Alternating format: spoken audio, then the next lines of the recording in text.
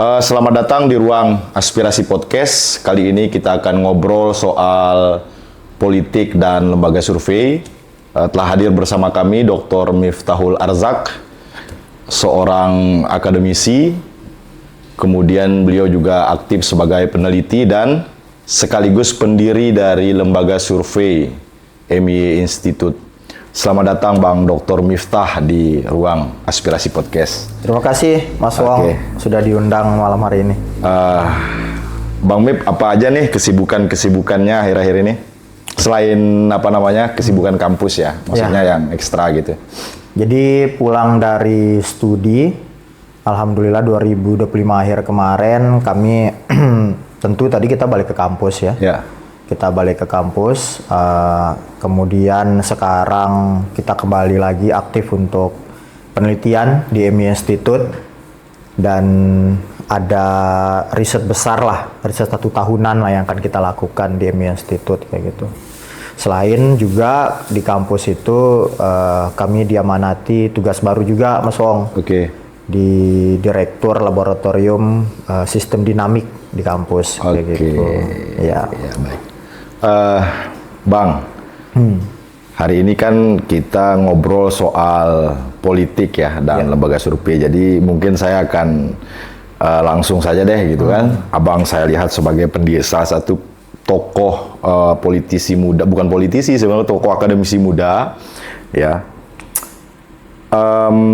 Saya penasaran nih Bang, Abang ini kan mendirikan lembaga survei ya. Mendirikan lembaga survei MY Institute itu kalau tidak salah tahun 2017. Benar, 2017. 2017 dan kita tahu bersama bahwa Abang juga tentu bersama tim sudah mengawal, kemudian mendampingi banyak politisi lah, baik di eksekutif ataupun legislatif.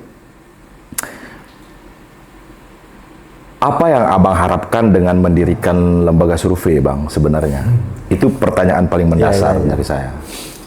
Jadi kalau pertanyaan seperti itu, Mas Wong, lumayan panjang nih jawabannya. Ya, kita ingin mendengar cerita lah kan. Kita juga penasaran nih apa yang melatar belakangi hadirnya lembaga survei MY Institute gitu. Jadi kami secara pribadi, Mas Wong ya, bergerak di bidang sosial dan masyarakat ini, saya secara pribadi itu sudah sejak SMP lah mungkin. SMP. Ya. Sejak 2003. Waktu itu saya ketua OSIS di SMP 1 Sumbawa ya. Dan akhirnya terpilih waktu itu menjadi anggota lah di Forum Anak Samawa. Kita membawa banyak misi, pesan, hak-hak anak yang terlantar lah di Sumbawa itu, sampai pada akhirnya sampai tingkatan SMA gitu. Bahkan kita terpilih menjadi paralegal di lembaga bantuan hukum lah, salah satu lembaga bantuan hukum SMA waktu itu. SMA, jadi kita sudah aktif lah waktu itu, sudah mulai ya, walaupun kita nggak orasi ya, cuma kita di ruang-ruang diskusi, bertemu dengan gubernur, bertemu dengan bupati, bertemu dengan menteri, bahkan waktu itu bicara tentang hak anak yang ada di Sumbawa, di NTB kayak gitu. Sampai SMA aktif juga organisasi di OSIS juga, ketua OSIS juga di SMA 1 Sumbawa waktu itu. Sampai pada akhirnya kuliah itu kita ini ya, semacam kayak berkontemplasi lah gitu. Jadi kita berpikir bahwa selama ini dari SMP, SMA, kuliah gitu, dan memang saya waktu kuliah juga kebanyakan itu tidak di lapangan. Tidak di lapangan. Kebanyakan itu adalah di belakang panggung lah kayak gitu ya. Jadi kita juga aktif di BEM. Kemudian kita banyakkan tim mengkaji. Kalau ada masalah kita yang mengonsepkan, menganalisa. Kemudian tentu ada orator. Ya kita tidak di bagian situ ya, bagian konseptornya. Nah, pada akhirnya setelah tamat kuliah S1, S2, setelah kami tamat S2 di UGM, kemudian kami lanjut menjadi dosen, kami berpikir gitu bahwa apa sih yang bisa kita lakukan untuk Sumbawa yang dulunya kita mungkin aktivis ya, tapi rata-rata memang kita tuh konseptornya gitu. Caranya seperti apa selain menjadi aktivis yang berorasi mengonsepkan itu. Maka karena semakin lama semakin berkembang kan, dulu waktu SMP SMA kita kan menyampaikan opini gagasan itu seadanya lah data gitu. Cuma ketika kita itu sudah tamat kuliah, sembari kita menjadi dosen, kayaknya ada satu cara untuk menyampaikan aspirasi masyarakat gitu ya. Selain dengan cara berorasi ya, dengan cara memberikan pendapat di publik gitu ya, secara terbuka. Yaitu salah satunya dengan data gitu. Nah, apalagi sekarang kita sering dengar kalau misalkan pemerintah itu dikritik, diberikan masukan, selalu mereka bilang mana datanya gitu. Kalian sampaikan itu bawa nama siapa, kan sering gitu pemerintah kan. Selalu mengcounter pakai data juga. Gitu. Maka semangat dari lembaga survei yang kami bangun ya, kami juga menjadi salah satu mungkin lembaga survei, walaupun waktu itu sudah ada beberapa ya lembaga penelitian ya di Sumbawa yang sudah jauh senior dari kami. Akhirnya kami berpikir kira-kira untuk menyelesaikan masalah di Sumbawa ini kayak perlu dengan riset dan data. Maka muncullah lembaga survei yang kami buat itu, yang benar-benar tujuannya itu adalah apa aspirasi masyarakat, apa yang dirasakan masyarakat, pada akhirnya itu didengar oleh pemerintah. Maka tepat 2017 lalu di survei kami yang pertama waktu itu kami masih menggunakan label prodi kami waktu itu, fakultas kami waktu itu di kampus dengan mengajak mahasiswa riset ya dengan rekan saya ya Mas Yadi Satriadi. Kami melakukan survei yang pertama kali itu adalah mengevaluasi kinerja waktu itu masih almarhum Pak Husni dan Pak Mu waktu itu jadi bupati. Husnimo waktu itu. Nah, kemudian kami mulai turun survei, menganalisa gitu. Dan memang Pak Husni, almarhum Pak Husni memang salah satu sosok yang sangat terbuka ya, sangat baik lah menurut kami. Beliau tidak melihat kami itu sebagai orang yang baru lah di lembaga survei itu. Kami kasih data, ini keadaan masyarakat Sumbawa, ini masyarakat menilai tentang program Bapak, ini masyarakat menginginkan sesuatu dari hasil data survei. Beliau bilang, berapa saya perlu bayar ini? Beliau kayak gitu. Beliau perlu bayar. Pertama kali gitu ya. Ini juga tantangan juga Mas Wong, karena kalau survei itu kan pastilah banyak sekali anggaran-anggaran gitu. Tapi yang pertama kami sampaikan ini gratis. Kami itu sengaja mensurvei ini adalah untuk Sumbawa gitu. Jadi memang tujuan utama kami mendirikan MIST itu dengan Mas Yadi itu tujuan utama adalah gimana cara agar bisa membantu pemerintah, bisa menyampaikan aspirasi masyarakat dengan cara data gitu. Nah, alhamdulillah waktu itu Pak Husni menerima data itu, beliau sampaikan, saya terima ya. Dan memang kita itu style dari MY itu rata-rata Mas Wong. Jadi kita selalu membaca timing. Ya, jadi setiap kita survei rilis itu kita baca timing. Kita timingnya kalau nggak salah itu tanggal 10-11an Januari lah waktu itu kita berikan ke Pak Husni. Dalam keadaan tinggal beberapa minggu lagi ulang tahun Sumbawa, HUT Sumbawa gitu. Januari ya? Januari ya waktu itu, 20-an Januari lah kalau nggak salah itu. Kemudian menariknya ketika ulang tahun Sumbawa itu, ya videonya masih ada di YouTube. Ketika HUT Sumbawa itu, Pak Bupati, Pak Husni itu hampir 90% pidatonya itu adalah hasil survei kita. Gitu. Jadi hasil survei kita gitu. Dan beliau, yang saya kagetnya itu yang dibaca oleh beliau itu bukan yang baik-baik saja, tapi juga yang buruk. Yang sisi buruknya juga dibuka gitu ya? Dibuka, misalkan kayak kami mendapatkan data dari lembaga survei, menyebutkan lembaga kami, itu berapa persen mengatakan masih buruk, lain-lain. Kami memahami, kami berusaha sekarang, dan lain-lain. Hingga disitulah akhirnya, ya waktu itu ulang tahun Sumbawa itu ada hadir beberapa pejabat-pejabat daerah yang berasal dari Sumbawa, kemudian ada bupati-bupati dari beberapa kabupaten di NTB gitu, dan kolega-kolega beliau, dan akhirnya mengenallah lembaga kami, ya.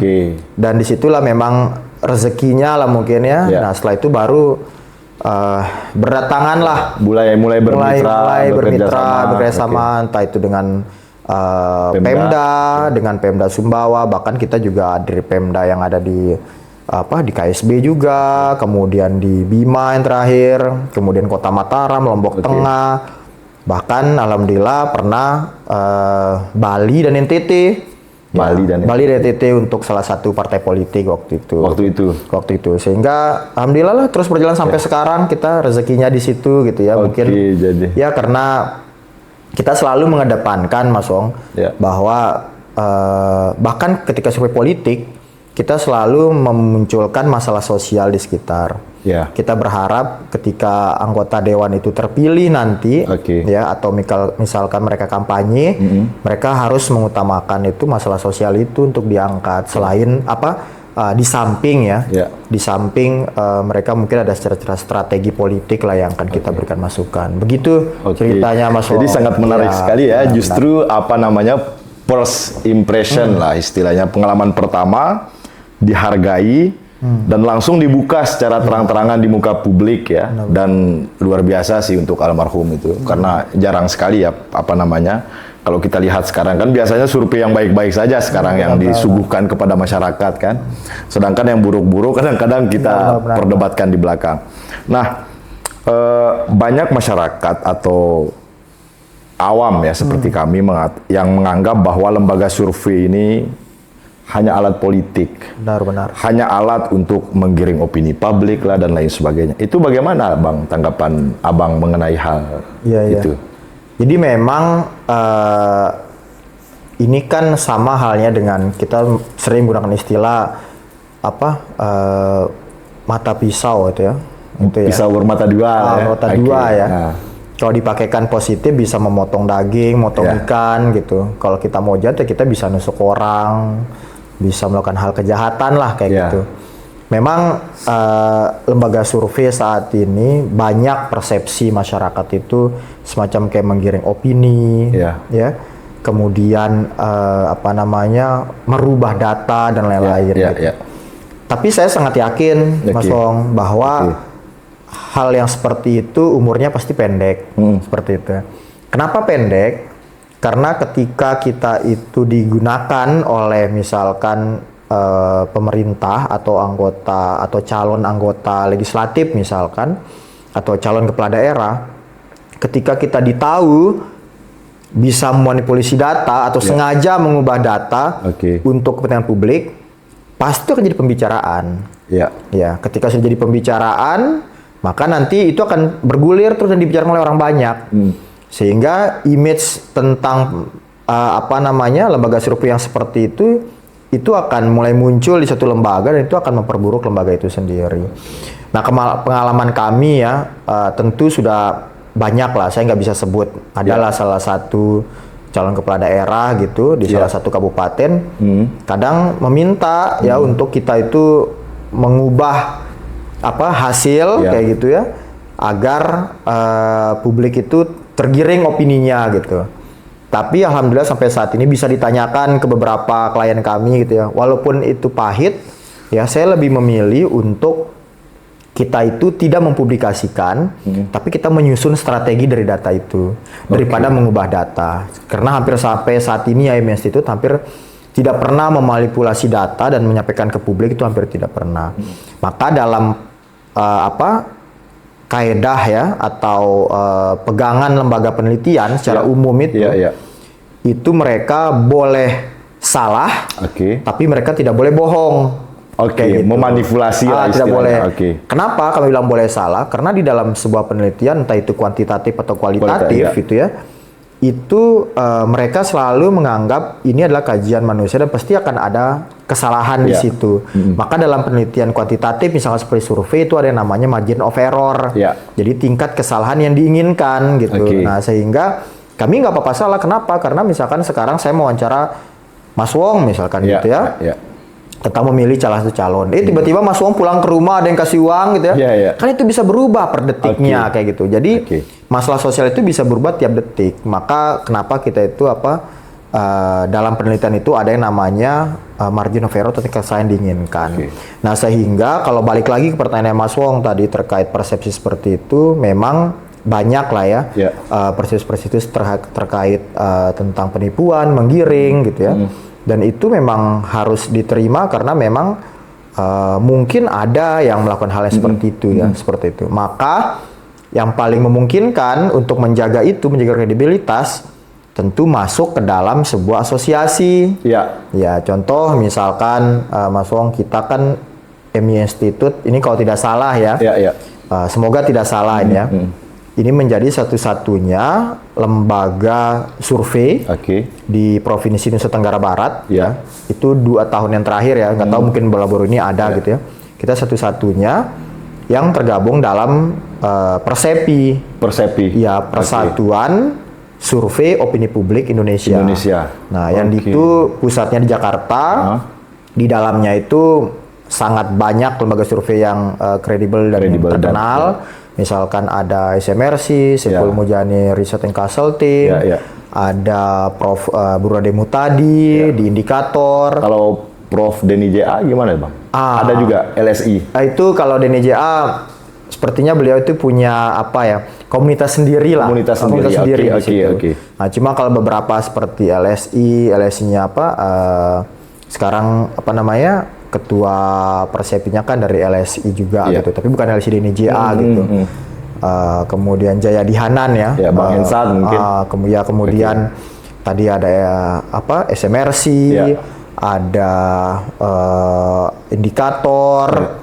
Kemudian banyaklah lembaga survei nasional, sehingga kami itu ada patennya, metodenya,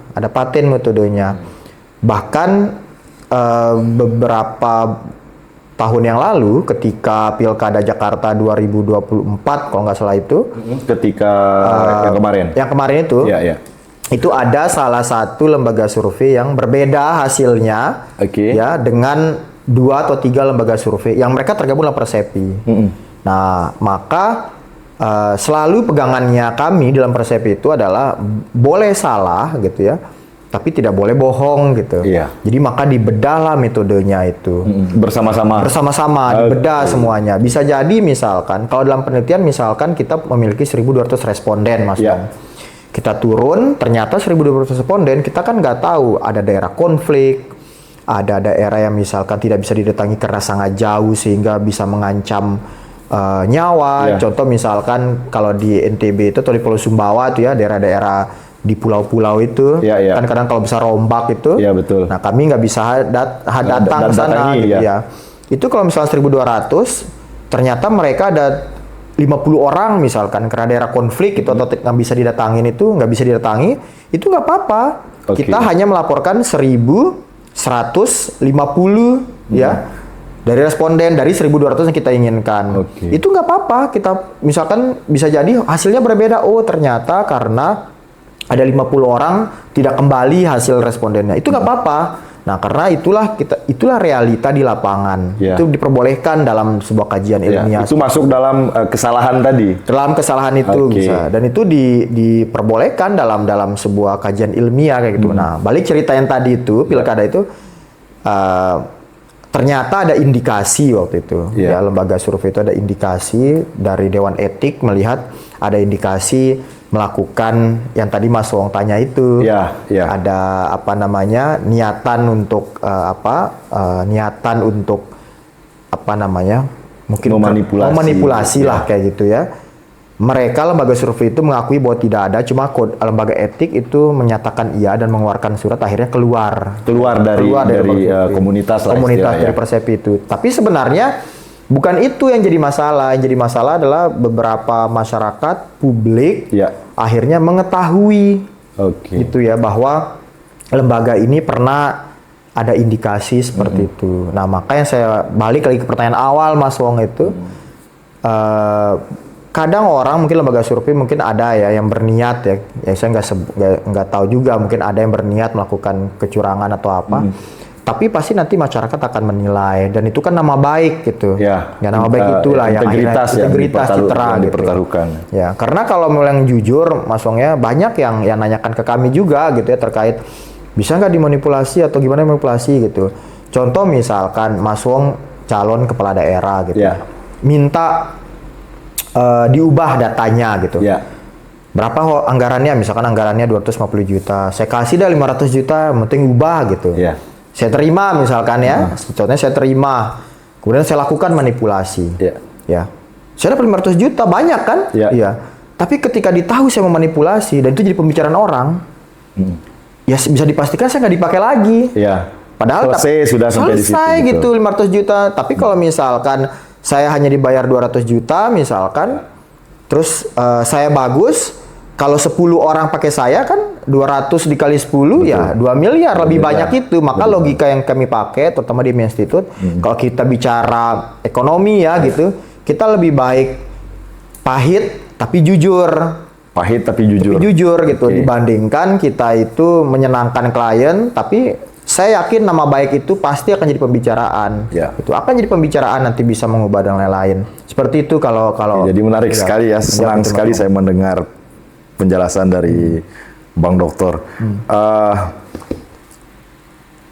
Terus bagi orang awam ini Bang, saya misalnya, kan, ketika saya disuguhi 2 hasil survei misalnya, itu bagaimana saya membedakan hasil survei, oh ini survei ini nggak kredibel nih, nggak baik, nggak bagus lah, kayaknya ini salah ini hasil survei. Itu gimana Bang cara? Ada nggak kiat-kiatnya itu Bang? Kira-kira? Yang pertama kan tentu dalam survei itu kita melihat dulu metode ya, metodologinya. Yang bisa dilihat salah satunya adalah penarikan sampel. Nah, jadi kekuatan dari lembaga survei itu kan ada 2 menurut kami.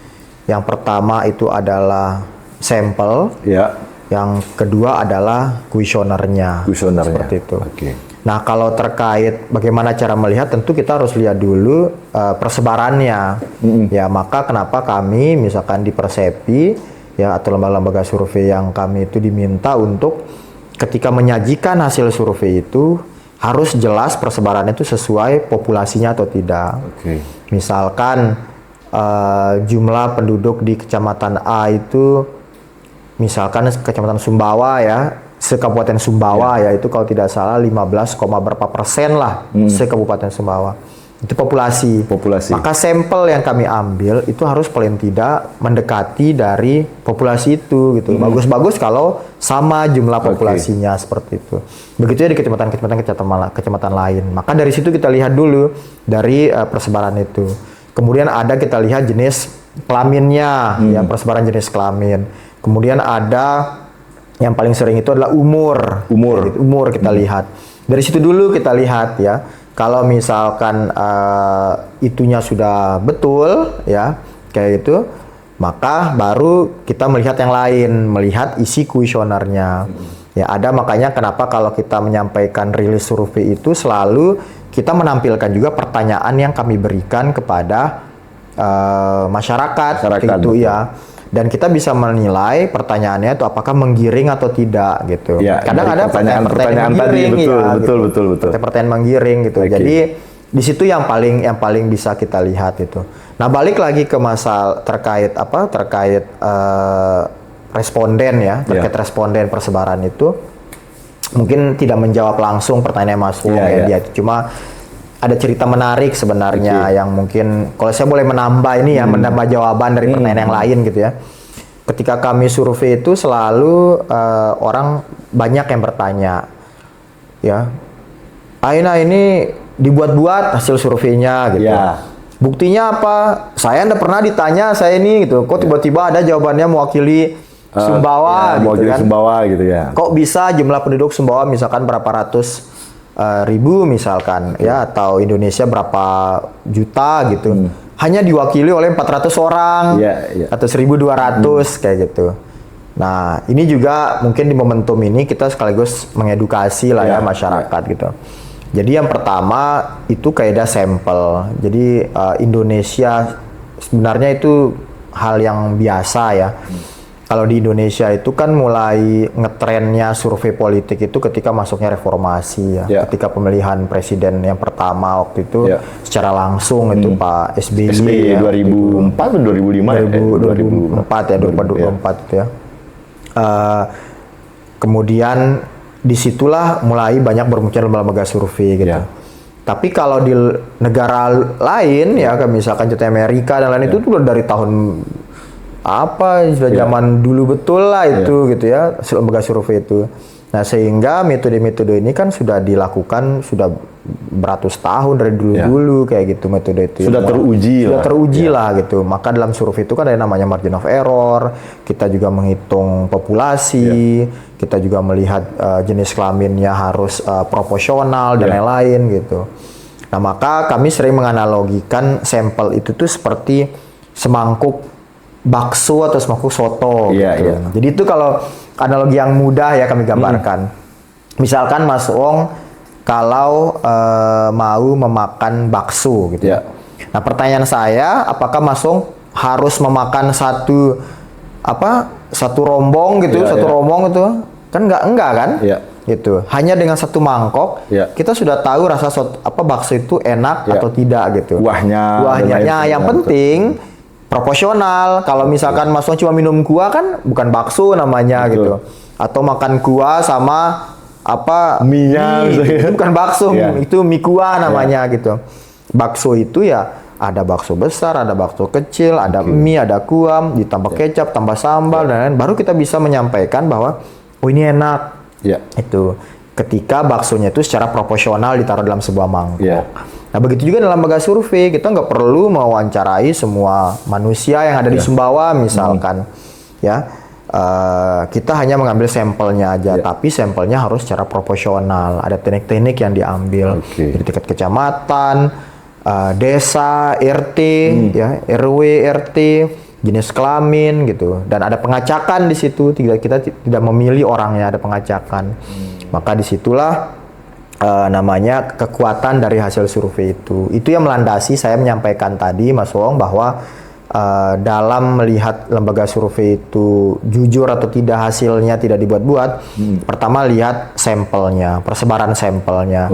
Yang kedua lihat pertanyaannya apakah menggiring atau tidak. Seperti itu. Kuesionernya seperti itu. Dari dua itu bisa tergambar. Bisa tergambar seperti itu, gitu Mas Wong. Jadi sangat mencerahkan sekali nih ya besok-besok.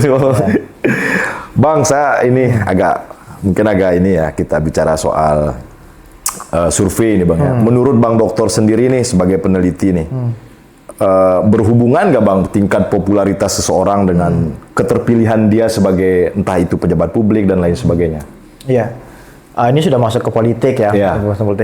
Yang pertama tentu orang memilih itu kan karena kenal. Betul. Ya, karena betul. Logikanya memang begitu. Logikanya seperti itu. Mungkin kita kenal. Walaupun kadang ada juga ada yang ini aja lah, penting ada gitu. Betul. Ya. Tentu kita mengenal. Kenalnya itu kan banyak ya. Kenalnya itu bisa positif, bisa negatif. Maka kenapa dalam kita survei itu selalu ada pertanyaan apakah Anda mengenal calon A ya. Pilihannya itu bukan kenal tidak kenal, tapi pertanyaannya itu kenal dan suka, kenal tidak suka, dan tidak kenal gitu. Nah, maka dalam popularitas itu penting ya untuk keterpilihan, tapi jangan lupa popularitas itu ada dua, ya kenal suka dan kenal tidak suka. Betul. Nah, kayak gitu. Konsekuensinya kayak gitu. Betul. Maka banyak ya, kami melakukan survei ada beberapa kali, entah itu calon kepala daerah atau legislatif. Banyak orang, ada juga beberapa nama gitu ya, yang dia itu tingkat keterkenalannya jauh dibandingkan calon yang lain. Gitu, ada itu di beberapa kabupaten, ada kami dapat gitu. Dia sangat terkenal, ya, kemudian orang bisa mengatakan, oh ini pasti terpilih, tapi ternyata dia nggak terpilih. Ketika kita bedah, ternyata kenalnya itu adalah kenal tidak suka. Gitu, kenal tidak suka gitu. Jadi kita harus paham juga ya, kenal itu kenal apa dulu, kenal suka atau kenal tidak suka. Maka popularitas itu perlu kita bedah juga seperti itu. Nah, maka kenapa dalam kita survei itu ya, kita juga melihat misalkan kenalnya itu kita harus mengenal juga cara pandang masyarakat memilih calonnya. Apakah misalkan kalau di daerah Pulau Lombok gitu ya, kental ya, di beberapa wilayah itu kental yang namanya harus agamanya bagus. Ya, betul. ya harus apa namanya mereka itu kuat ketokohan secara di pesantren atau apa, didukung oleh tuan guru dan lain-lain gitu. Nah, maka kita sinkronkan dengan calon gitu ya. Misalkan calonnya itu kenal suka di mananya. Kalau misalkan dia suka karena dia didukung oleh tokoh agama atau beliau ternyata juga seorang ulama, ya itu berbanding lurus dengan keterpilihan kayak gitu. Berarti tergantung ya.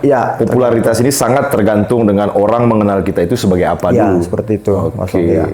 Dan apa namanya di Pulau Sumbawa juga berbeda juga gitu. Di Sumbawa mungkin ya di Pulau Sumbawa ya bisa dilihat mungkin secara kultur agamanya yang dipilih sebagai pemimpin itu tidak sekuat di Pulau Lombok misalkan. Lebih dilihat misalkan merakyatnya atau tidak, pernah buat sesuatu atau tidak untuk masyarakat gitu. Dekat secara budaya atau kultural atau tidak. Maka setiap wilayah itu tentu memiliki karakteristik yang berbeda-beda.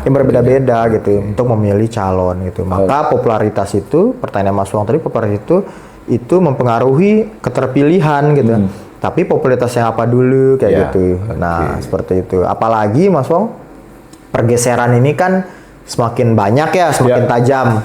Contoh misalkan dari hasil data yang kami dapatkan ya di BPS itu, kalau kita bicara terkait sistem dinamik itu kita memprediksi gitu ya. Itu jumlah penduduk itu kan akan meningkat ya. Maka Indonesia juga kenapa mengatakan Indonesia Emas 2045 bahwa gen alpha itu 0 sampai kurang lebih 12 tahun gitu ya. Kemudian gen Z itu setelahnya itu ya sampai kurang lebih 27 28 lah ya. Kemudian gen milenial itu 29 atau 30 itu sampai di 44 tahun itu akan mencapai 75% kurang lebih. Kurang lebih akan 75% di tahun 2030 2029, 30, 31 itu. Dan itu akan mencapai, apalagi saya terakhir membaca Kompas ya. Itu setelah saya baca itu yang baby boomers gitu ya. Itu tersisa di Indonesia saat ini kalau nggak salah yaitu Kompas 2 atau 3 hari yang lalu itu 12, berapa persen. 12, berapa persen lah, nggak besar gitu. Ya, maka masuk akal kan 12 itu kalau dikurangi kan ada gen X ya yang sebelum baby boomers itu. Nah, itu hanya berapa persen aja. Jadi masuk akal 65 sampai 70 bahkan 75% itu di 3-4 tahun ke depan itu adalah Gen Z ya, Gen Z, Gen Alpha, Gen milenial yang mereka itu bahkan ketika baru lahir langsung lihat YouTube kayak gitu. Iya, ada salah satu mahasiswi yang magang di tempat kami itu, saya kaget juga gitu ya, dia cerita saya itu lahir, saya lupa tahun berapa, tapi saya lahir itu tuh saya langsung lihat YouTube gitu kan gitu. Ya dibandingkan dengan kita kan lahir saya tuh masih lihat TV hitam putih dulu Mas Wong tahun 90 itu. Tahun 90-an ya kita nonton TV itu bareng-bareng satu TV satu itu keluarga, satu kampung buka pintu kita nonton semua. Merasakan yang namanya rame-rame kebersamaan dan kita tentu nonton itu nggak bisa terserah kita melink kita gitu. Jadi pasti yang punya rumah kita tunggu pindah acara baru kita ikuti kayak gitu kan. Maka ada sifat yang namanya secara sosial kebersamaan, saling menghormati itu, dibandingkan misalkan yang anak-anak sekarang ketika lahir itu langsung secara individu itu memegang handphone kayak gitu, cepat gitu ya, hitungannya detik dan lain-lain. Maka ada pergeseran cara pandang dan pergeseran juga cara melihat pemimpin yang akan dipilih seperti itu. Akan ada perubahan, pasti itu akan ada perubahan gitu. Nah, melihat fenomena politik di Indonesia ya, Bang, secara nasional lah kita lihat akhir-akhir ini. Menurut Abang nih, masyarakat ini dalam memilih itu mana yang lebih mereka utamakan, Bang? Maksudnya, apakah mereka lebih melihat figuritas misalnya kan, atau mereka lebih melihat kepada program, atau jangan-jangan melalui partai mana nih, melihat partai, atau ada isu-isu tertentu yang sering dibicarakan sehingga itu bisa mengubah pilihan masyarakat. Nah, dari faktor-faktor ini mana yang Bang Dokter lihat ya dari fenomena masyarakat kita hari ini dengan apa ya istilahnya media sosial sekarang ini kan sangat-sangat mempengaruhi cara pandang kita terhadap sesuatu gitu, Bang. Bagaimana pendapat Bang Miftah itu soal itu? Yang pertama tentu semua faktor itu kan berjalan dan berkelindan ya, bersamaan ya, semuanya bercampur menjadi satu lah kayak gitu. Kalau kita mau menggunakan asumsi atau opini gitu, jadi semuanya itu berhubungan lah, jadi nggak ada yang terpisah kayak gitu. Itu yang pertama bisa sampaikan. Yang kedua tentu saya harus menjawab menggunakan data. Gitu ya, jadi mungkin kenapa akhirnya saya mengatakan data, maka di Pilpres kemarin ya, kita bicara isu nasional. Ya, kita bicara yang di Pilpres kemarin lah, kita kerucutkan. Kemarin itu gitu ya, kami itu memang mendampingi salah satu partai politik gitu ya, di tingkat provinsi yang juga mendukung salah satu calon presiden waktu itu. Maka saya konteksnya adalah tentu bicara NTB saja gitu ya. Selain saya juga membaca dan membuka beberapa hasil survei-survei orang yang lain gitu. Tentu seperti yang saya sampaikan tadi, Mas Wong, kita melihat latar belakang. Kita lihat dulu latar belakangnya itu ada ekonomi, ada pendidikan, ya ada apa ya, banyak lah gitu, pekerjaan dan lain-lain. Figur lah. Enggak, ini responden. Oh, respondennya. Respondennya kita melihat dulu masyarakat Indonesia ini. Kita melihat itu semua. Nah, menjawab pertanyaan Mas Wong tadi itu, fenomena di Indonesia ya secara keseluruhan dan khususnya di NTB yang kami survei itu, kami juga terkaget-kaget gitu ya. Nah, kadang ini menariknya dari survei, Mas Wong. Kadang kami itu ya tentu hidupnya itu berada dalam lingkungan akademisi ya. Kami hidup dalam lingkungan akademisi, diskusi, bertemu dengan orang-orang itu yang punya cara pandang yang misalkan, oh harusnya seperti ini nih, secara teori, secara konsep, harusnya seperti ini gitu. Tapi berapa persen sih mereka dibandingkan jumlah masyarakat misalkan yang pendidikannya di bawah SMA gitu ya, SD, SMP, SMA gitu. Itu cukup besar di Indonesia, termasuk di NTB. Sehingga cara pandang mereka memilih itu pun juga berbeda juga, seperti itu, Mas Wong. Contoh misalkan, temuan yang masih saya ingat ya, kalau nggak salah itu kan kami tidak pernah merilis hasil survei kami yang presiden itu, tapi salah satu calon gubernur waktu itu sempat menyebutkan ke publik gitu ya, bahwa Prabowo Gibran yang menang di NTB waktu itu, dan itu cukup ribut juga gitu. Cukup membuat gaduh lah, media sosialan. Jadi ya benar, kami tidak pernah merilis, tapi kami memberitahukan beberapa orang gitu ya. Salah satunya calon gubernur tersebut gitu, dan hampir besar sekali di NTB itu Prabowo Gibran kayak gitu. Dan menariknya hampir dari berapa persen pemilih itu melihat satu gemoy ya, gemoy, joget dan lain-lain. Dan itu di NTB, Bang, di NTB kami lihat itu gitu, joget-joget, hiburan apa kayak gitu. Yang kedua misalkan kasihan dengan Pak Prabowo. Ada yang kasihan karena sudah berapa kali maju gitu. Nah, selain yang ketiga mungkin faktor Pak Jokowinya juga misalkan waktu itu gitu.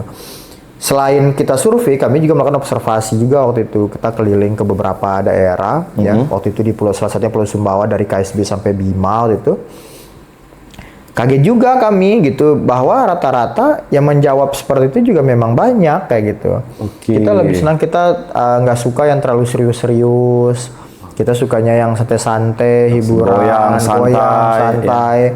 Apalagi secara psikologi musik itu mempengaruhi dan lain-lain kan. Musiknya itu dibandingkan kita harus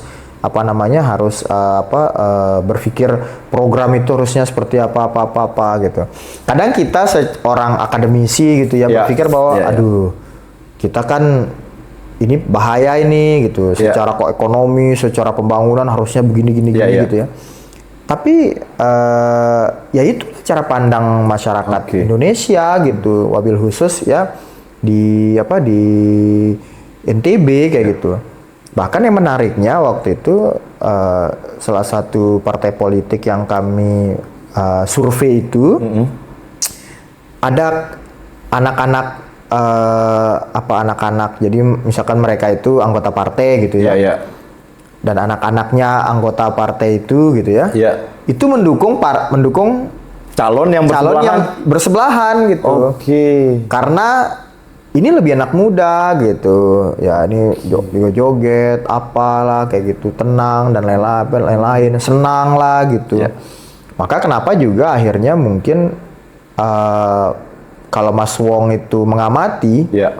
Pak Anies ya. Ya.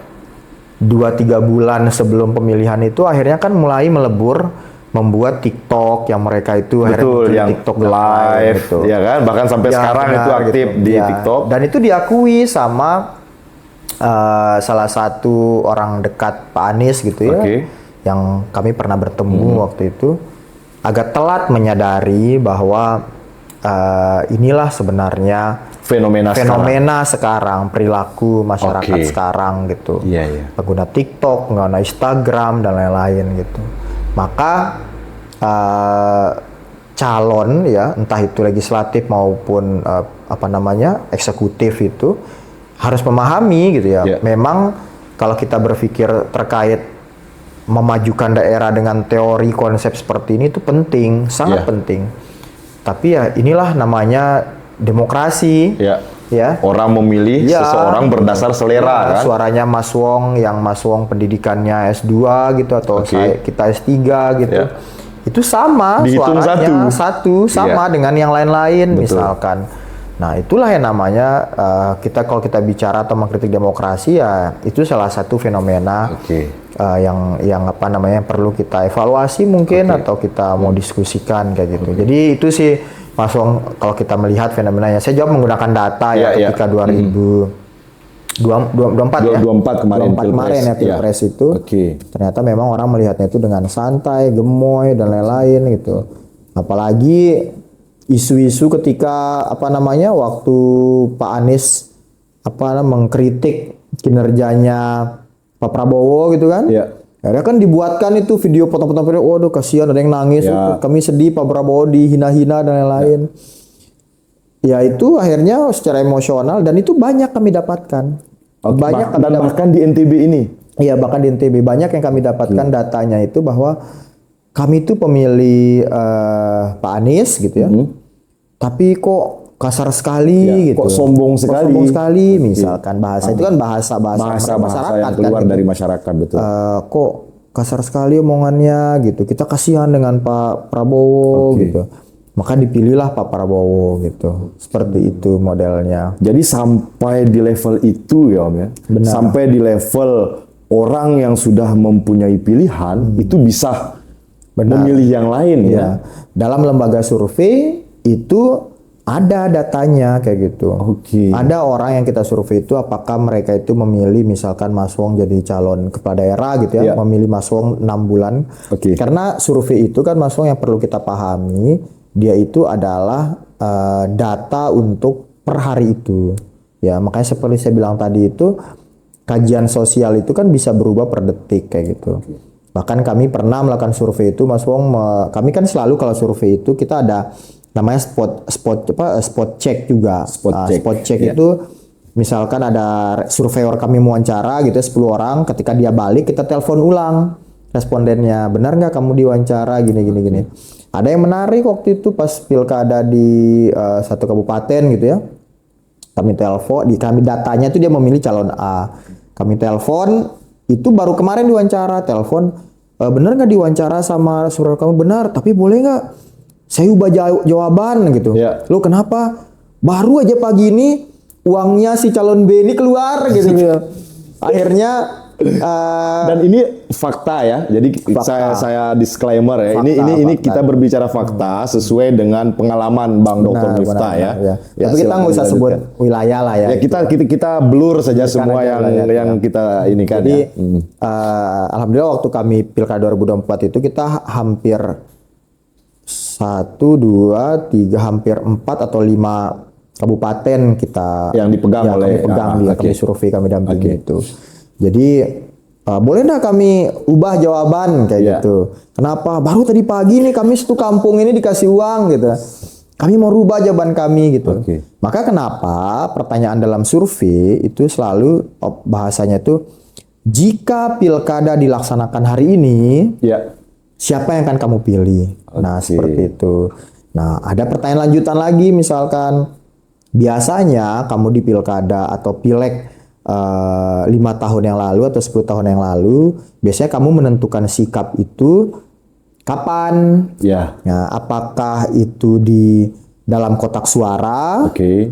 Kan itu ada itu yang orang yang jalan itu kan? Ya tiba-tiba nyampe itu. dia baru tahu dia milih siapa di Ya. depan apa namanya di depan Benar. TPS gitu kan. Apalagi kalau misalkan kita itu jarak rumah dengan TPS itu kurang lebih misalkan 200 meter gitu Ya, kan. ya. Itu kan banyak itu kan ya. Banyak kita ketemu gitu ketemu kan. orang Ya, gitu kan. betul, Kadang betul. orang-orang ini kan macam-macam lah ya, ada yang bawa amplop, bawa apa gitu kan. Akhirnya ada pertanyaan seperti itu. Ada pertanyaan yang misalkan yang seperti tadi itu ya, apakah memilihnya 2-3 bulan, 4 bulan. Nah, maka ketahuan dari beberapa survei itu detail sekali, misalkan Mas Wong mau nyalon gitu ya. Ketahuan berapa persen pemilih pemilih yang benar-benar kuat Mas Wong gitu. Dan rata-rata pemilih itu satu adalah keluarga, ya, yang kedua adalah misalkan benar sahabat atau rekan, yang ketiga memang dia tim dan lain-lain, atau memang dia itu sangat memahami dan mengetahui track recordnya Mas Wong dan lain-lain. Oke. Itu bisa yang kuat gitu. Oke. Ada yang mereka sedang, yang sedang itu masih bisa berubah. Ada yang benar-benar itu ada itu lumayan besar itu yang kami akan baru memilih ketika nanti di dalam bilik suara kayak gitu. Nah, itu yang kalau misalkan calon itu tahu persen itu, tahu jumlah, tahu petanya di mana gitu. Ya, itu bisa berubah gitu ya. Nah, kadang itulah yang digunakan oleh lembaga survei biasanya ya. Lembaga survei menggunakan strategi taktik-taktik seperti itu Ya, gitu. Ada yang seperti itu ya. dan itu ya makanya ini yang saya mau sampaikan Mas Wong ya. Banyak orang yang salah persepsi lah tentang lembaga survei. Ya. Dikirain lembaga survei itu bisa mengubah sengaja mengubah data dan lain-lain gitu ya. Padahal sebenarnya yang mahal dari lembaga survei itu adalah peta. Gitu. Peta politik. Iya, misalkan sekarang Mas Wong ada 3-4 calon gitu. Si A 20%, si B 30%, si B si C 40% gitu ya. Ya. 6 bulan gitu. Itu bisa aja si C itu kalah nanti gitu. Oke. Kenapa? Yang tergantung siapa yang punya peta gitu. Betul. Iya, misalnya kami punya peta dalam survei itu kan kami biasanya membagi 3. Ada peta hijau, itu adalah kekuatannya kita, basis kita. Basis kita. Yang kedua peta kuning, itu adalah bukan basis kita dan bukan basisnya lawan. Maka itu paling gampang masuk. Oke, itu daerah pertempuran. Daerah pertempuran kita masuk ke Iya situ. kan, Yang betul. C adalah merah itu daerahnya lawan. Jadi kita nggak perlu masuk. Maka kekuatan dari survei itu sebenarnya di petanya. Ini kalau kita bicara politik ya. Ya. Kan kalau survei itu ada 2 kalau menurut kami. Yang pertama adalah survei untuk kinerja pemerintah. Ya. Kalau kami itu benar-benar murni kita mau suarakan bantu masyarakat supaya pemerintah. Ini loh datanya, Ini datanya gitu. Betul. Nah, kalau yang kedua tadi itu adalah politik. Nah, Ya. kalau politik itu kita bagi itu Mas Wong. Makanya kenapa lembaga survei itu yang paling mahal adalah peta sebenarnya. Bukan angka elektabilitas itu gitu, tapi petanya. Karena kita bisa mengubah dari peta itu. Ya. Kita masih punya waktu untuk bekerja lah. Benar, masih waktu untuk bekerja dan untuk merubah itu semua. Dan kami ya adalah 2 dari hampir kalau dari 2017 itu mungkin ada 20 sampai 30 klien lah gitu ya, pileg sampai pilkada. Adalah 2-3 calon yang pernah kami dampingi dan dia itu tidak terlalu tinggi, kita bisa putar itu gitu. Kita bisa putar karena kita punya peta. Kita punya peta gitu. Nah, petanya itu jangan dianggap money politik, enggak juga gitu. Ada cara-cara yang lain gitu. Makanya tadi saya bilang Mas Wongnya kalau hijau itu. Makanya juga gini Mas Wong. Satu, yang mahal itu adalah peta. Yang kedua, sebenarnya lembaga survei itu adalah untuk meminimalisir anggaran. Justru untuk meminimalisir anggaran gitu. Misalkan memang lembaga survei itu lumayan lah ya. Anggarannya itu karena Tapi jangan membayangkan itu semuanya milik lembaga survei, karena surveyor aja yang turun lapangan itu kita bisa sampai 30-40 orang. Satu orang kita bisa gaji berapa gitu, dan kita belum ada souvenir apa dan lain-lain, itu bahkan bisa hampir setengah, bahkan lebih dari setengah dari anggaran yang kita ajukan misalnya. itu. Nah, balik lagi tadi terkait lembaga survei sebenarnya bisa kasih murah kos itu. Sekarang contohnya Mas Wong nyalon. Punya uang misalkan berapa lah, 3 miliar misalkan gitu. Mas Wong pasti nanti ada orang ini saya minta uang, dikasih udah ini saya kasih 10 juta, yang ini saya kasih 10 juta semuanya gitu. Bisa jadi habis 3 miliar ini, misalnya dalam pilkada bisa habis 3 miliar ini. Tapi kalau Mas Wong itu punya peta, untuk apa Mas Wong kasih uang ke peta hijau? Kan itu sudah benar-benar basis kita. Betul. Ya, dengan kita kasih atau enggak pun dia akan pilih kita gitu kan. Misalkan contoh, untuk apa Mas Wong kasih uang ke orang tuanya, ya, ke bibi, ya, sanak selaki, sanak suainya, padahal sudah pasti mereka pilih kita gitu. Ya minimal mereka dikasih ngumpul, kita makan-makan bareng, anggarannya kecil kayak gitu. Nah, untuk apa Mas Wong itu mengeluarkan uang di daerah yang sudah jelas-jelas itu merah? Ya, ini kalau kita berbicara money politik. Gitu. Tapi nggak juga Mas Wong. Kita bicara kos politik. Kos politik gitu kan. Kalau kita Mas Wong pasti sangat inilah ya sudah paham itu. Kalau kita ke suatu daerah kan kita butuh uang bensin, uang makan dan lain-lain gitu ya. Tapi untuk apa Mas Wong itu pergi ke peta merah? Ya sudah jelas-jelas udah pilih kita gitu. Bisa jadi menghabiskan energi. Bisa jadi mungkin kita dulu pernah melakukan kesalahan di wilayah itu, atau partainya lawan kita dan itu basisnya di keluarga sanak selaki sanak suainya lawan kita tuh di situ kan nggak mungkin pilih kita gitu. Ya kan dalam politik pasti ada yang udah pilih kita kan. Jadi nggak usah kita buang uang di sana. Di mana kita mulai bertarung itu yang di peta kuning. Itu gimana kuning ini agar bisa dihijaukan. Itu kita punya target misalkan dalam 1 bulan 2 bulan itu kita bisa menghijaukan. Nah, bicara menghijaukan itu pun bukan bicara money politik juga gitu. Banyak hal yang bisa kita lakukan kan. Misalkan ternyata masyarakat itu butuh didatangi saja.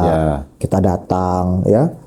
Atau ini perlu saya juga agak susah dipisahkan ya namanya politik itu dengan kos politik ya, masalah ikhlas tidak ikhlas juga. Misalkan kita memang niatnya mau membantu gitu, udah membantu aja di wilayah itu. Nah, sehingga yang kuning ini targetnya, nah makanya kita dalam pilkada atau pileg itu ya, pilkada lah paling sering itu rata-rata yang kuning ini yang paling banyak dibandingkan yang lain. Rata-rata kalau kita berbicara 1 tahun, 6 bulan sebelum pemilihan. Tapi kalau sudah 1 bulan, nah yang kuning ini mulai menghilang ini. Mulai menghilang. Nah, maka tinggal bersisa ini antara merah atau hijau gitu. Maka kenapa ya di sini juga saya mengirim pesan gitu ya, bukan bermaksud untuk ayo survei secepat mungkin, enggak. Survei paling ideal itu adalah 3 tahun ya atau 2 tahun sebelum pemilihan. Itu yang paling ideal gitu. Karena kami ada salah satu kabupaten kami dampingi itu 3 tahun sebelum, alhamdulillah terpilih. Beliau dari 0, berapa persen lah beliau gitu. Beliau salah satu pejabat lah ya di daerah, tapi ketika kami survei itu 0, lah. Banyak alasan berangkat dari 0, di awal. Dari 0, kami berikan petanya pun kami tidak suruh money politik, kami suruh beliau untuk silaturahim ke keluarga yang ada di situ. Kami minta untuk karena beliau itu di salah satu pekerjaan yang berhubungan juga dengan pemerintahan dan masyarakat. Kami minta untuk beliau turun lebih banyak beraktivitas kayak gitu. Kalau ada acara-acara beliau hadir dan lain-lain. Itu dalam waktu 6 bulan itu naik menjadi 5 atau 10 lah, 5 atau 10%. Oh, tinggi sekali ya, tinggi juga ya ininya ya. Tingkat popularitas di daerah yang tadi itu. Maka beliau ya udah kita survei lagi lah itu 6 bulan setelah itu. Jadi ketika survei kita kasih peta, beliau paling enggak 2-3 bulan jalan gitu. Nah, setelah 1 tahun survei ya, 1 tahun survei itu tuh 2 kali lah ya dalam setahun itu. Beliau sudah sedikit di bawah incumbent. Sedikit di bawah incumbent waktu itu. Nah, kemudian ketika 2 tahun setelah itu beliau sudah melampaui incumbent. Itu. Baru setelah itu kita perhalus lah. Misalkan kayak pasangannya harus ambil si ini biar kekuatannya ini. Kemudian apa namanya? Diberikan rekomendasi Seperti itu gitu. Kita itu ya samalah kayak di Sumbawa ya. Ada yang namanya apa?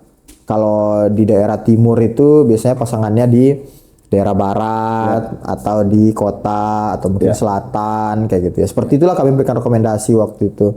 Jadi ambil wilayah yang lain dan persebaran pekerjaannya juga itu berbeda gitu agar tidak orang yang pemilihnya yang sama. Sehingga akhirnya alhamdulillah beliau menang kayak gitu. Beliau menang dalam pilkada berjalan dari 0, gitu. Berjalan dari 0, gitu. Bang, menurut Abang sebagai peneliti ya, apa sebenarnya kesalahan umum deh politisi kita akhir-akhir ini dalam membaca ya keinginan masyarakat gitu? Saya mungkin tidak bisa menjawab secara langsung dan benar lah bahasanya ya.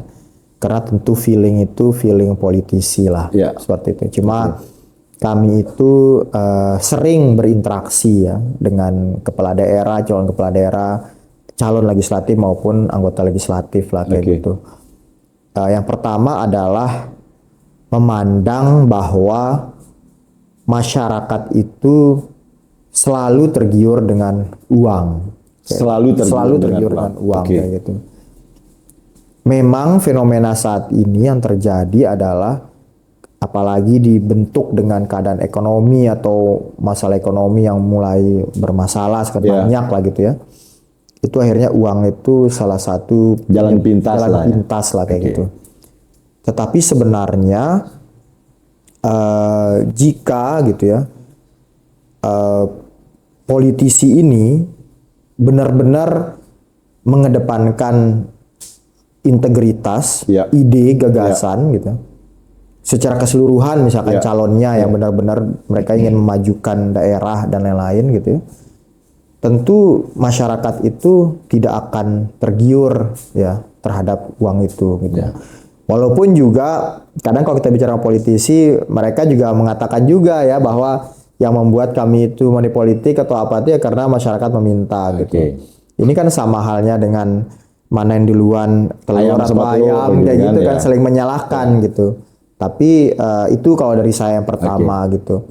Karena ada juga masyarakat gitu, bahkan masyarakat kalau mulai diajarkan dengan tidak memberikan uang, tapi karena kan nanti akan berdampak ya pada hasilnya nanti.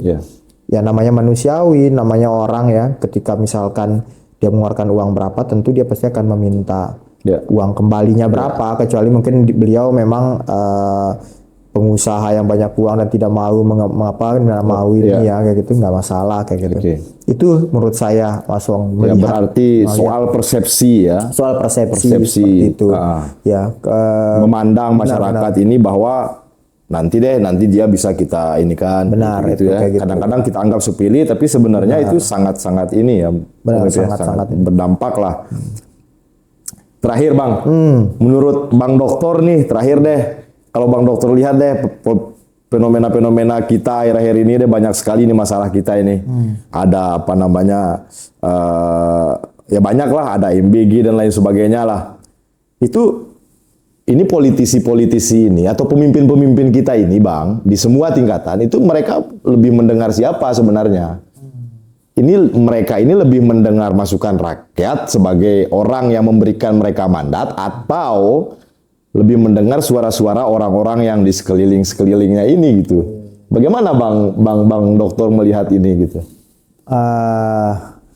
Kalau itu nggak ada data ya. Nggak ada data. Itu nggak ada data. Ya, maksud saya kan bisa Abang ini kan lah dari fenomena-fenomena. Kan Abang ini kan punya analisa yang cukup tajam lah kalau dalam apa namanya fenomena-fenomena sosial dan politik karena hari-harinya Abang ini kan bekerja dengan data, by riset dan lain sebagainya. Itu kan bisalah kita diberikan gambar jangan-jangan ini lebih banyak mendengar orang-orang yang di sekelilingnya nih.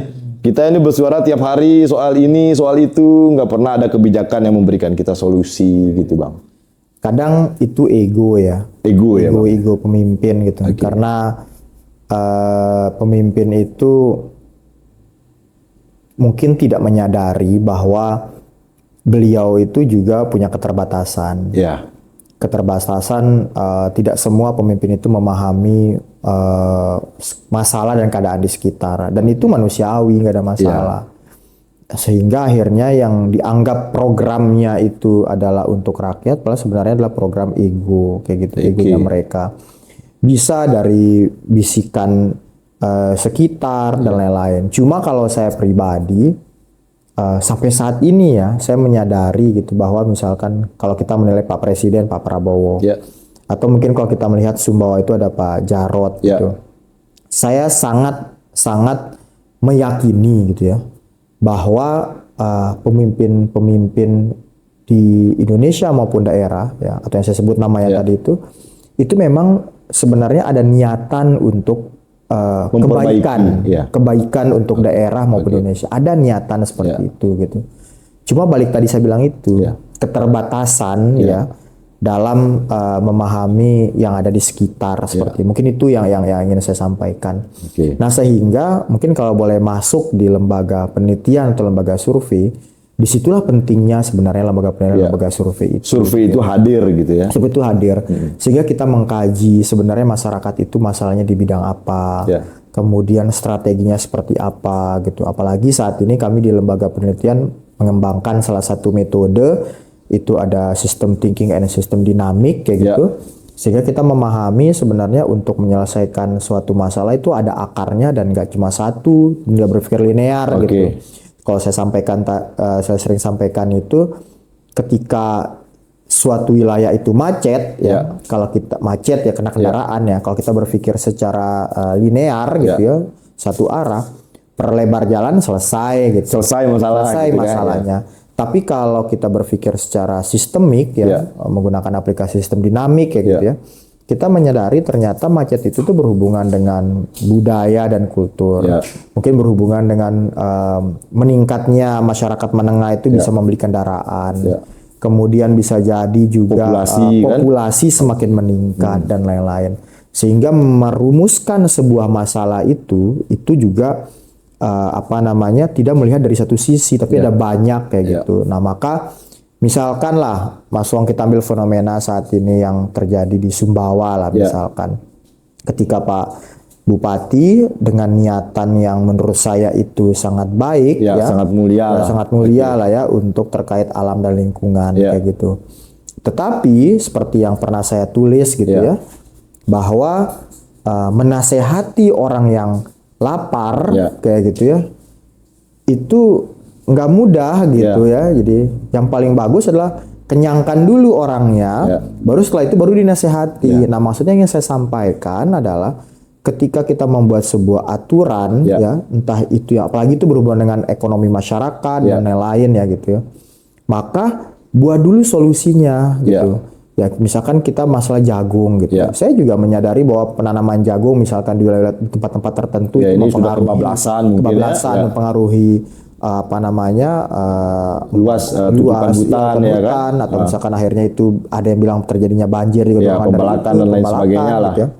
Deforestasi gitu ya.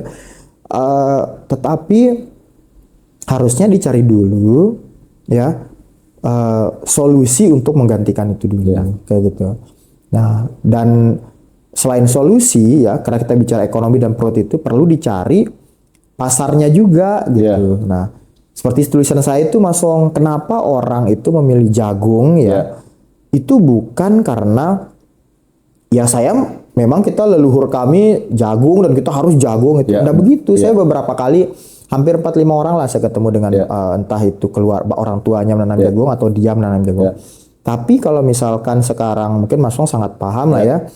Saya mau sekolah sekarang atau saya mau beli motor baru gitu. Wah, ini kira-kira berapa hektar jagung jadi deh itu. Jadi sudah menjadi ukuran. Gitu loh. Saya mau sekolah, wah ini bulan depan tunggu jagung panen selesai deh itu. Maksudnya apa yang saya sampaikan, bahwa pasar jagung itu jelas gitu. Dan itu berhubungan dengan perutnya seseorang kayak gitu. Jelas kayak gitu. Nah, maka kenapa itu akhirnya banyak yang menyenangi jagung itu. Nah, maka seharusnya pemimpin itu lihat dulu ya. Kalau mereka mau mengganti itu, yang itu berhubungan perut itu kan berat ya, agak susah gitu ya. Harus cari dulu solusi-solusinya ya. Setelah itu baru perlahan-lahan ya kita mengganti itu Ya. seperti itu. Oke. Ya, makanya kalau tiba-tiba orang yang punya lahan walaupun kita bisa bilang misal ini Ya. ada yang mungkin salahnya masyarakatnya karena menanam di tempat yang salah, misalkan gitu ya. Misalkan ya. Eh, walaupun kayak begitu, cuma kita larang mereka untuk menanam, ya mereka nggak bisa makan, nggak bisa sekolah, anaknya nggak bisa kebutuhannya sehari-hari, ya jadi masalah juga kayak gitu. Menimbulkan masalah Menimbulkan baru. masalah baru. Maka seperti saya sampaikan tadi itu, jangan menasehati orang yang sedang lapar, tapi kasih makan dulu, ya sudah kenyang baru dinasehati seperti itu. Nah maka seorang pemimpin itu maka perlu dia berpikir secara sistemik. Ya, dia seperti saya sampaikan tadi itu, ketika ada masalah jagung itu jangan dianggap taruh satu surat itu ya akhirnya selesai masalah. Tapi melihat kalau misalkan saya larang akan jadi masalah seperti ini, maka solusinya apa dulu? Oh ini bisa diselesaikan dalam waktu beberapa tahun. Berat ya berat, lama ya lama kayak gitu. Tapi ya kan memang itu kita konsekuensinya. pilih memang untuk itu gitu kan? Iya gitu ya, sebagai seorang pemimpin ya itulah tugasnya juga gitu. Nah maka itu harus disusun kayak gitu. Maka akhirnya misalkan program Sumba Hijau Lestari itu bahkan mungkin kapan harusnya di launching dan diperdalam. Apakah harus yang program dulu yang lain dulu gitu ya untuk menyelesaikan masalah ini, baru mungkin di tahun ketiga, keempat, keempat, kelima baru program ini dimunculkan ketika masyarakat itu sudah mulai ada penggantinya gitu. Mungkin itu yang ingin saya sampaikan dan itu hanya didapatkan dari kajian-kajian penelitian dan riset gitu. Harus berbasis data ya, harus berbasis data. Kita juga memiliki solusi yang memang by data juga. Benar, gitu kan. itu. Baik, terima kasih atas waktu dan kesempatannya Bang Dr. Miftahul Arzak. Sama-sama. Senang sekali bisa ngobrol banyak hal tentang survei dan politik malam ini bersama ini senior saya ini sebenarnya. Terima kasih banyak teman-teman. Sampai jumpa lagi, kita ketemu dalam program Aspirasi Podcast di lain waktu. Sampai jumpa.